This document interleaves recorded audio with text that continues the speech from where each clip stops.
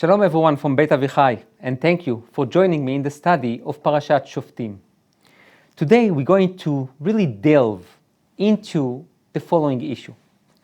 The Torah states in our Parasha, in Parashat Shoftim, Ki tavo el haaretz, when you will enter the land of Israel, asher Hashem Elokecha noten lach, that Hashem gives you, v'yirishta, and you will inherit it, v'yashavta ba, you will conquer it, you will dwell in it, ve'amarta, and then you will say, open quote, Asima alai melech kechol hagoyim asher svivotai. I shall appoint upon myself a king like any other nation around me. So then, the Torah states, Som tasim alecha melech, you shall surely appoint a king over you, asher ivchar Hashem Elokecha bo, that Hashem will choose him mikerev achecha, from among your brothers, tasim alecha melech, you can appoint a king on you from your own brothers. Lo tuchal latet alecha ish nochri, you cannot appoint on yourself someone who is not from your nation, asher lo achicha, that is not your brother. Now, when we look at this commandment, we immediately see the ambiguity in this commandment. We can't really recall any other commandment that says, ve'amarta asima alai melech, that you will say, I shall want, or I would like to appoint upon myself a king. If it's a commandment, it should say, Som tasim, you shall surely appoint. It doesn't need to start with ve'amarta, and you will say. Meaning, there seems to be that the mitzvah is like waiting for an initiation from the people themselves, which is very unique. That's question number one. The second question, it seems to be that the Torah says that you can appoint a king. However, the verse says, Asher ivchar Hashem Elokecha bo, that Hashem is the one to choose the king for you. So who is choosing the king? The nation or God? And then the ultimate question that all the commentators are dealing with, and today we will pick on the Abarbanel, Rabbi Yitzchak Don Abarbanel, who lived in the 15th century, and anyone who knows a little bit of history of Abarbanel, he was very involved in the Hispanic government and royalty in the 15th century. Didn't help him too much, and he was expelled from Spain in the 15th century in 1492. But he knew a lot about politics and about government. And the question that he deals with, like many other commentators, is the conflict between this mitzvah, or at least what looks like a mitzvah to appoint a king, versus when it actually happened in the book of Samuel. And we will talk about that in just a minute. So let's take a look at the Abarbanel. The Abarbanel is basically saying, we have a problem. What's our problem? The problem is that at the book of Samuel, Shmuel Aleph, Samuel A, the people come to Samuel and they tell him, they really ask him, they request a king.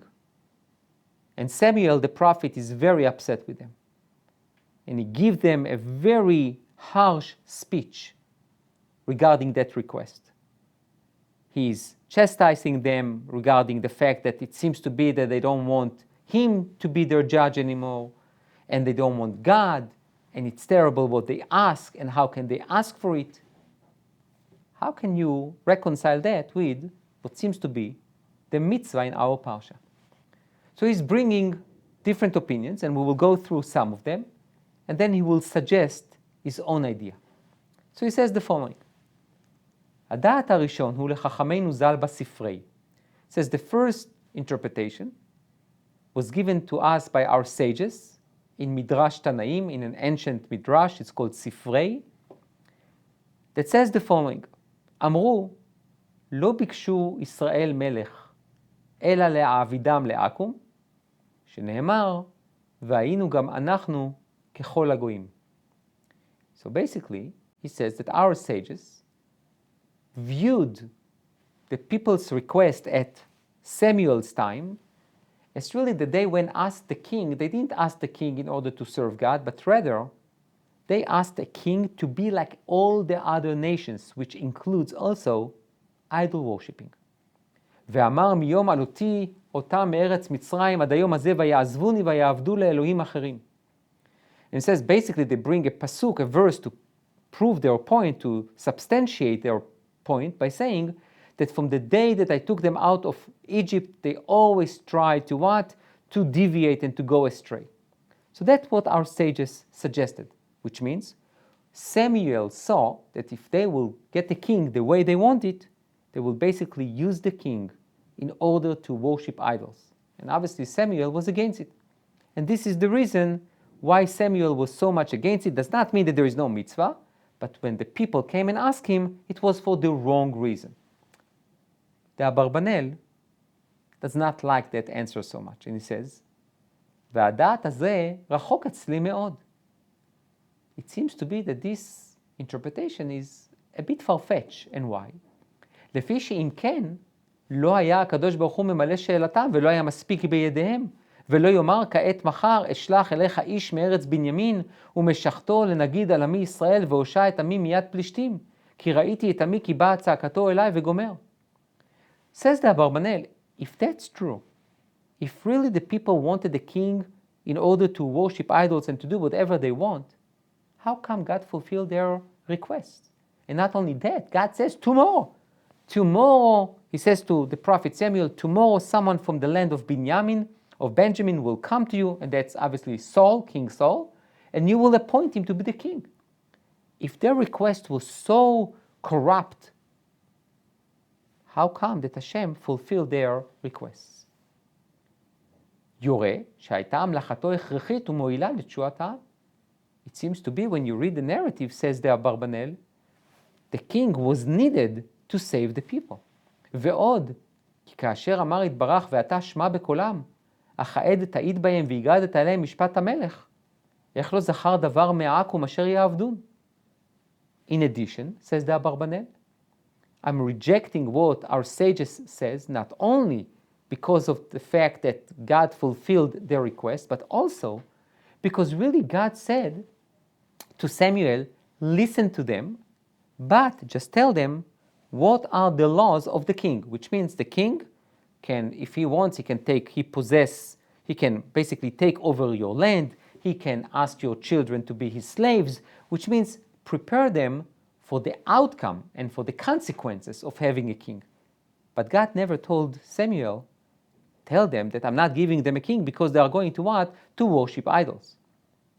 וזה ממה שיורה שלא כיוונו לעניין גילולים חלילה. So that shows, says the Abarbanel, that they really did not have in mind to worship idols.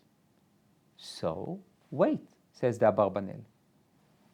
In the verse it says, והיינו גם אנחנו ככל הגויים, that we will also be like all the other nations. So what does that mean? Says the Abarbanel, כי אם לעניין המשפט והמלחמות, כמו שאמרו מיד, באומרם, ושפטנו מלכנו ויצא לפנינו ונלחם מלחמותינו. He says, you know what they meant by saying that we will be like all the other nations? It means like going to battle. Like any other nation, they have a king in the front. We also want a king. So, the first suggestion that was made by our sages, that basically the problem that Samuel saw in the request of the people for a king was what I will call, call it religious reason, meaning Samuel suspected that they are wanting a king just in order to worship idols. Says the Abarbanel, that's not true.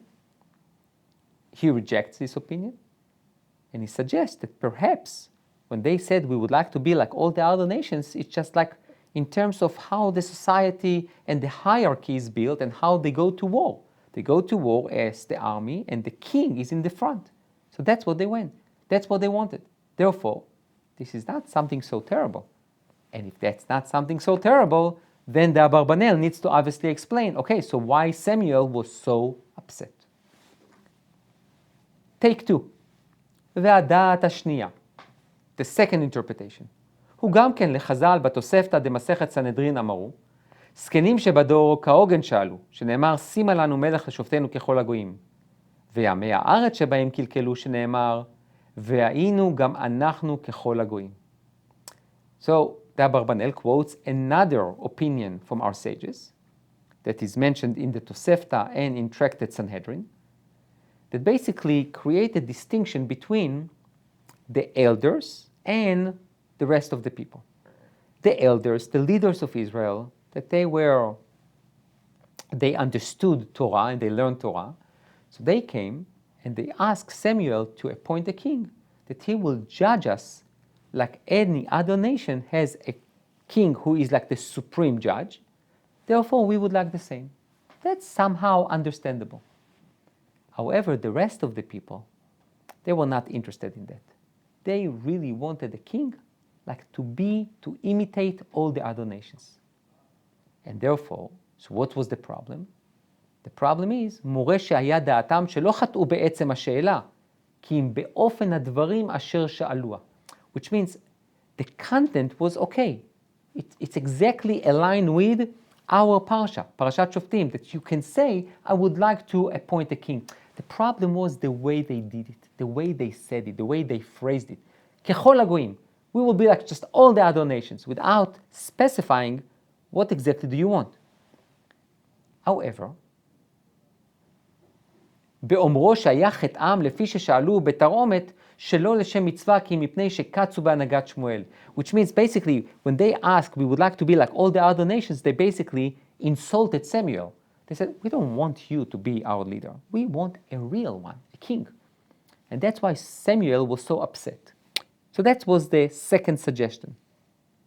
The Abarbanel says, גם זה איננו שווה לי. He says, I don't like this opinion either. Why? לפי שהתורה שציוותה בשאלת המלך ואמרה, אשימה עלי מלך ככל הגויים אשר סביבותיי. ואם ישראל דיברו כדברי תורה, מה פשעם ומה חטאתם? The Abarbanel is really delving into this idea, and he says, I don't understand. You are basically telling me that their sin was what? That they said we would like to be like all the other nations. But that's exactly what the Torah says in our Parsha. ואמרת, and you will say, אשימה עלי מלך, I shall appoint a king over me, ככל הגויים אשר סביבותיי, like all the other nations that are around me. So what do you want from them? They quoted the Torah to Samuel. So why is Samuel so upset? ועוד כי הנה בשמואל אמר, וירא הדבר בעיני שמואל כאשר אמרו תנה לנו מלך. והוא עליו השלום בהוכיחו התם, אמר, ודעו ראו כי רעתכם רבה אשר עשיתם בעיני השם לשאול לכם מלך. When you look at the way that Samuel rebuked the people, he rebuked them for the request for a king, not for the way that they ask it, that we would like to be like all the other nations. Basically, Samuel was against the idea of appointing a king, not just a king like all the other nations.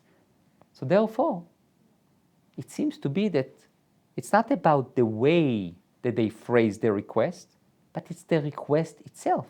And if that's true, we again have a confrontation.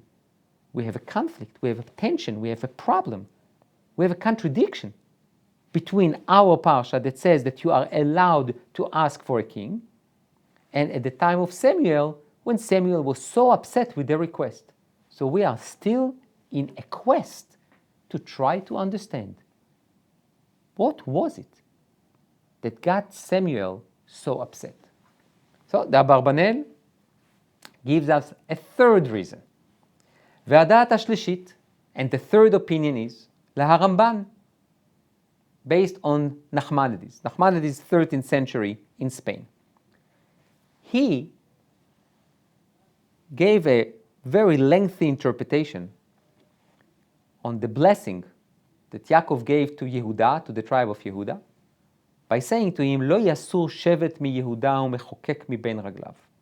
That Shevet Yehuda, the tribe of Yehuda, will be really the tribe of kingdom and dynasty. So what was the problem based on that? שהיה החטא במה ששאלו בימי שמואל, והיה בזה אליו קלון וחרפה רבה, והיותו שופט ונביא השם יתברך, והיו מואסים בהנהגתו ובוחרים בהנהגת אחר בחייו. The Ramban basically suggested that perhaps the sin was the timing.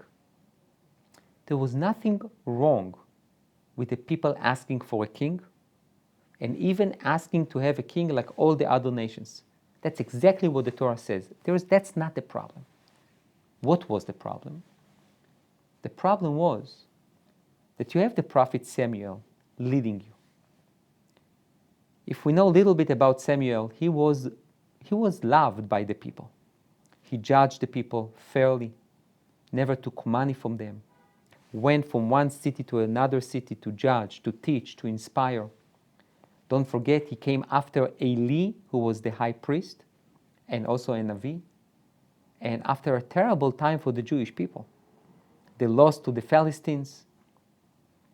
The ark was taken at the time of Eli, and Samuel really rebuilt the nation. So, a little bit of gratitude would be nice. So the Ramban suggested that Samuel rebuked them not for the request, but for the timing. Like Samuel felt that they don't want him. And that's why he was upset with them. Now, by analyzing what the Ramban says, on one hand, it really solves the problem in terms of the contradiction. There's no contradiction. Samuel did not tell them that you don't have a right to ask for a king. Or even if they said, we'll be like all the other nations, that was wrong. It's fine. That was okay. The problem was that Samuel was so upset and frustrated, perhaps disappointed, by the fact that they are asking it while he's alive. You want to wait for me, the day before I die to ask for a king, this is one thing. But I'm judging you now. I'm your leader. You are asking to replace me. The weakness or the problem, the challenge that we have with such an interpretation is that it seems to be that Samuel is just like taking it personally. But if they have the right to ask for it, and they ask it properly, who gives you the right to object it? So that's where we have the problem with the Ramban. Then he brings a fourth reason. רן, רבינו ניסים, מגירונדי, זה שכתב שכפי השורה היה דבר המשפט התמידי מסור לשופטים, ועניין המלחמות מסור למלכים, שישראל חטאו במה ששאלו מלך לשפוט. He says there was always a hierarchy. Judgment is for the judges, battles, wars, that's for the kings. The people ask what? A king that will be also our judge. In a way, they emptied the judicial system and they gave it to the king. And that was the problem. And that's why Samuel was so upset with him. Because he says, if you would ask me a king just to what? To go ahead and to be in the front line in the battlefield, that's fine. But you're asking that the king will also be a judge. That I really object. The problem is that Hashem says to Samuel, go ahead and give it to them. ומדברי הרב רלב"ג לקחו. But he says, all those opinions בלתי נכונים אצלי. I also reject them as well. לפי שאם היות שבשאלת ישראל מלך זכרו עניין המשפט, לא הייתה כוונתם כפי האמת שיהיה למלך המשפט המסור לשופטים, כי יהיה בלתי אפשר שישב המלך לשפוט בין דם לדם, בין דין לדין דברי ריבות כל ישראל. He says, that's not true. The Jewish people never asked that the king will be the judge. It's impossible. Because let's say I have a conflict with my friend and I want to see the judge, which is now the king. But the king is now fighting for me in a different place. So what? I'm going to wait for him until he comes back? He says the Jewish people never have in mind that the king will replace the judge. He just wanted them to do what? That he will basically be like, I don't want to call him a super judge, but a different judge, which means there is the law of the Torah. But sometimes if the king thinks that he needs to do something in order to teach a lesson, in order to perpetuate the law, in order to create some kind of fear, and this law does not really align with the Torah, he has the right to do it, which we call mishpat hamelech, which means there is the law of the Torah, but it cannot cover everything. So sometimes we allow, there is like some kind of an autonomy for the king to make his own decisions. So therefore the Abarbanel says, that's exactly why that was not the problem that Samuel saw. So the Abarbanel continues and says, ואם היה כל זה מחוק המלוכה, מה היה חטאם באומרם ושפטנו מלכנו ונלחם מלחמתנו? כי הם לא סרו ביטחונם השם יתברך בעניין המלחמות. אם היותם שואלים מלך שיצא לפניהם ויבוא לפניהם. וכן בעניין המשפט. Basically the Abarbanel says, if I sum up all the opinions that I brought you, by the way, he brought even more, he says none of them address the question. There is no problem to ask a king. There's no problem to ask a king that who will be like all the other nations. They never meant that the king will substitute the judge or will take over the judicial system. They have a right to ask for a king that will lead them in battle. And therefore, we go back to our initial question. What was that? What was it that Samuel was so upset about when they requested the king? So, the Abarbanel says first, you know what? Let's digress. Before we ask what was the reason that Samuel objected the idea of kingdom, let's just talk about kingdom itself. Is that an essential thing for a nation to have a king, or it's optional, it's good, it's suggested? Says the Abarbanel, ראו שנדע אם המלך הוא דבר הכרחי ומחויב בעם חיוב עצמי, או אפשר בלתו. Says, I really would like to know, and as I said before, Abarbanel was a minister in the government/monarchy that was in Spain. Says, I just want to know, philosophically, intellectually, is a king is an essential part of society, or we can do without? So he says, כבר חשבו הפילוסופים שהוא כן. The philosophers thought that it indeed, that what? ושירות המלך לעם בקיבוץ המדיני כיחס הלב בגוף הבעל חי שיש לו לב, וכיחס הסיבה הראשונה אל העולם הכולל. Says basically they thought that a king is essential for the nation, like the heart for the body. No heart, the body is gone. No king, there is no nation. הנה, ואם המעיינים האלה יסברו שהמלכות תגזור שלושה דברים, הראשון האחדות והיעדר השיתוף, השני ההתמדה והיעדר החילוף, והשלישי היכולת המוחלט. הנה תהיה באמת מחשבתם בחיוב המלך והכרחיותו כוזבת, לפי שאינו מייבטל שיהיו בעם מנהיגים רבים מתקבצים ומתאחדים ומסכימים בעצה אחת, ועל פיהם תהיה הנהגה והמשפט. וזהו כנגד התנאי הראשון, which means the philosophers, they claim that it's essential for a society to have a king. And why? Because of three main reasons. One, unity. B, consistency. Third, power. Someone who is a dictator, someone who is very powerful, who can make decisions. So that's how society can be built. Says the Abarbanel, that's not true. You can find different models of society. Instead of monarchy, you can have a republic. You can have a government. You can have a group of people. They come together and they make decisions.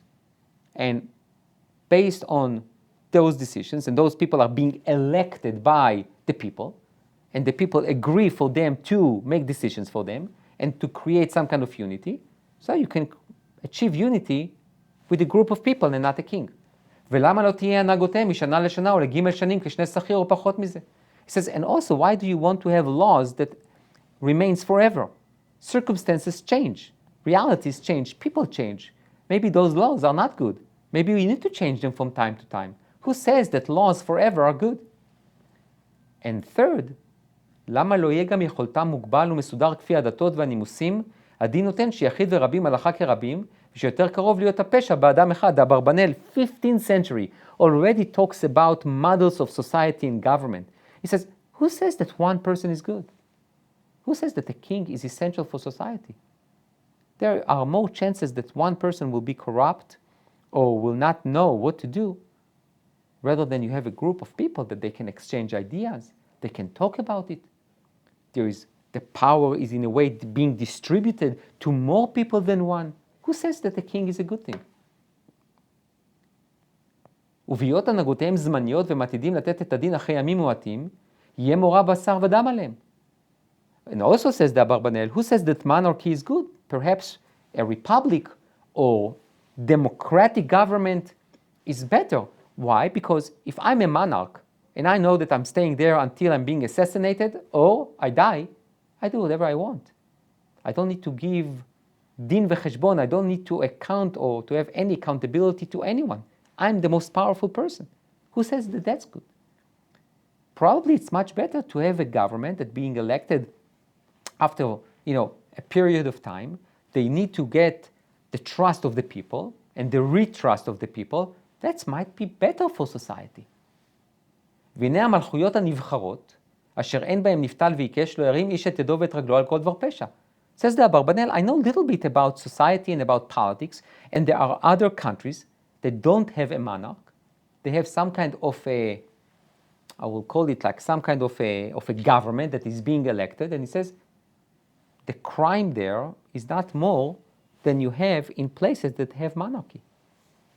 And their laws are not less than what the king does. So therefore, it seems to be, says the Abarbanel, יורה שמציאות המלך בעם אינו הכרחי. It seems to be that it's not essential for a society to have a king. And then he says, ההקדמה השנית. He says, another introduction that I would like to share with you. That even, he says, שנודע היות המלך דבר מועיל והכרחי בעם, I would admit, it's important to have a leader, and let's call him a king. Definitely a king can unite people together and can bring people together, but it's not essential. For war, you can have a chief of staff. For judgment, you can have a judicial system. And if you want to have judgment in different circumstances, that's why you have the judicial system. So therefore, says the Abarbanel, when you look at the request of the Jewish people from the prophet Samuel to have a king, he says, we really have a problem. What's the problem? He says, all these three things that I mentioned before regarding the king or a government, which is what? Unity, laws, consistency, and power. He says, we, the nation of Israel, we don't need it. Why? Because האומה הישראלית לא תצטרך אליה, לא לעניין המלחמות ותשועתם מאויביהם, לפי שישראל נושע בהשם והוא הנלחם להם. Says you don't need to have a king to lead you in battle. You have the King of Kings leading us in battle. And also, what do you need? Laws? We already have the Torah. And what do you need to punish that God will punish? So we have what? We have the Sanhedrin. So we don't really need a king. Therefore, says the Abarbanel, אחרי שתי ההקדמות האלה שהקדמתי, based on these two introductions that I shared with you, the idea of Parashat HaMelech, this idea that we have in our Parsha, that you say, אמרת אשימה עלי מלך, he says, אין בזה מצווה כלל, it's not a commandment. Because Hashem יתברך לא ציווה שאמרו זה וישאלו מלך. Hashem did not command you to say that, but rather, it's a prediction for the future. הנה הוא אגדת העתיד, יאמר אחרי היותכם בארץ הנבחרת. It's basically predicting the future, that after we conquer the land of Israel, you will say, Hashem knew that you will say, we would like a king. That shows ungratefulness. אחרי הכיבוש, אני ידעתי שתהיו כפויים טובה. You will be ungrateful. כשתאמרו מעצמכם, אשימה עלי מלך. לא מפני ההכרח להילחם עם העממים ולכבוש את הארץ, כי כבר נכבשת לפניכם. You're going to come to Samuel and you're going to say we would like a king. Not that we will conquer the land. The land is already conquered. Not for a battle, because you already basically almost defeated your enemies.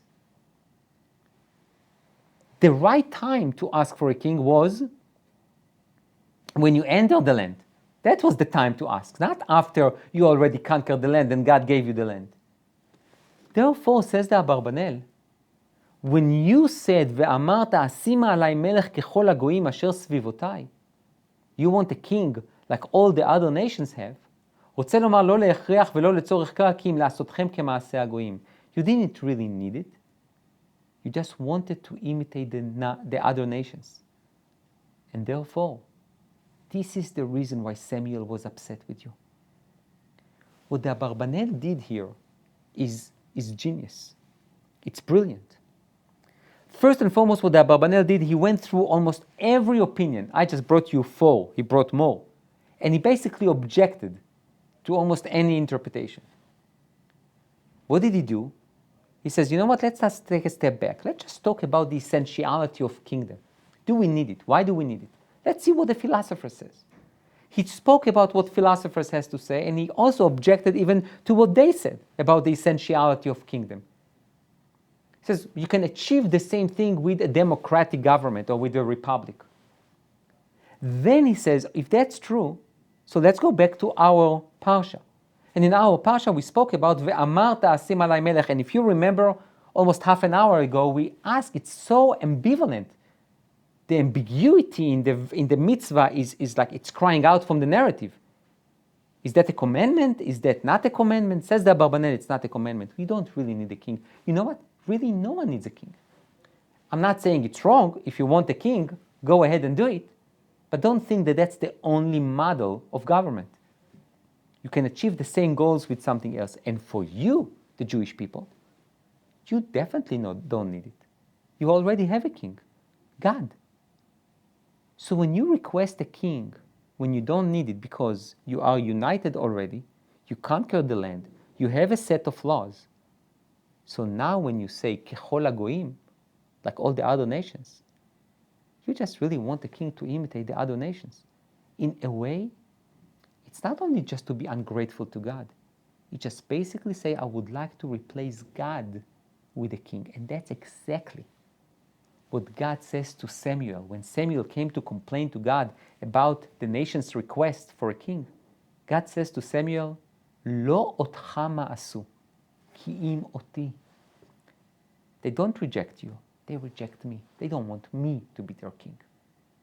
I'm going to give them the request. I'm going to give them the chance. Because in a way, there is something good with the king. If the king will use his power in the positive way and in the right way, he can really unite the people to serve the ultimate God, the King of Kings. But mostly, we know that kings didn't do that. So that's what the Abarbanel says. That's how he reconciled the contradiction. Reb Shimshon Raphael Hirsch, we're talking now about 19th century in Germany.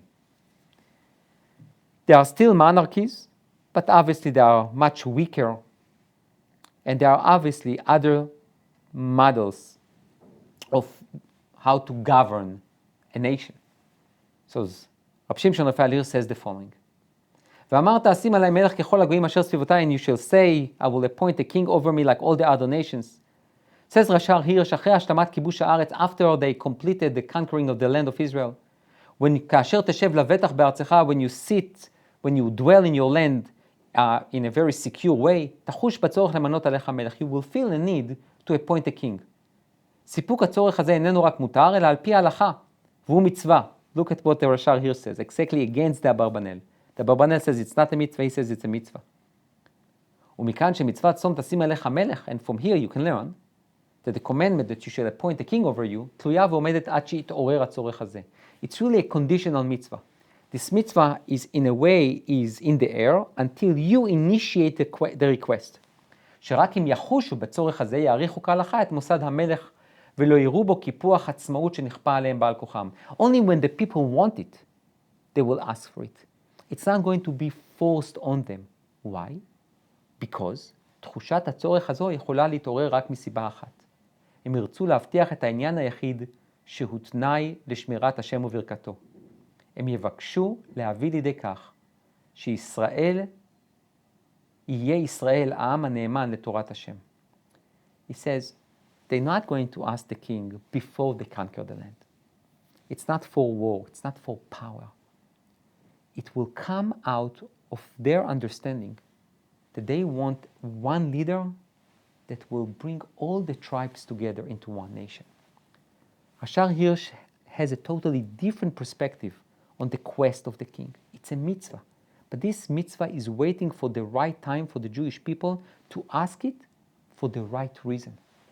לפיכך אין ספק שהתוספת ככל הגויים אשר סביבותיי, so what you do with all, like, I would like a king like all the other nations, says רש"ר הירש, ההצלחה הלאומית העליונה של כל הגויים מתפתח בפיתוח עוצמה גדולה כלפי חוץ.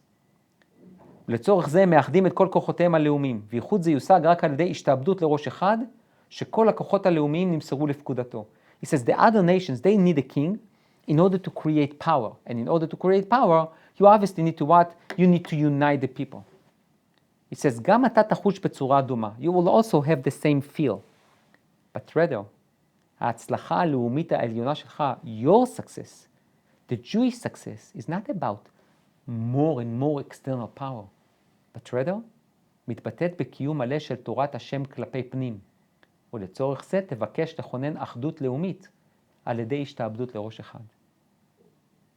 Basically, he says, When you ask a king, what you meant by saying, like all the other nations, it's about the facade, but not the content.